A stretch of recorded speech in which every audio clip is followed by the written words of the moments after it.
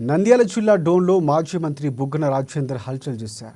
తాను వాకింగ్ చేసే municipal park తాళం వేశారంటూ హడావిడి చేశారు. ప్రజలు తమను ఓడిస్తే సంతోషంగా ప్రజా తీర్పును స్వీకరించామని, ప్రజల ఓట్లతో గెలిచిన వాళ్ళు ఇలాంటి పనులు చేయటం దేనికి సంకేతమని బుగ్గన ప్రశ్నించారు. ఇక స్థానిక ఎమ్మెల్యేనే పార్కుకు తాళం వేయించారంటూ బుగ్గన ఆరోపించారు.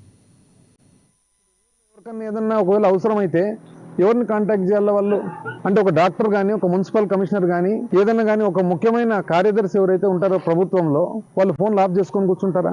ఈ రోజు మామూలుగా అయితే 5-5:30కు ప్రతి ఒక్కటి ఓపెన్ చేయాలి. ఎందుకు? పబ్లిక్ వాడుకోవాలి. రోజు 30-40 మంది వచ్చి వాకింగ్ చేయాలి, ఒక 20-30 మంది యోగా చేయాలి. పబ్లిక్ కోసం కట్టిండేది.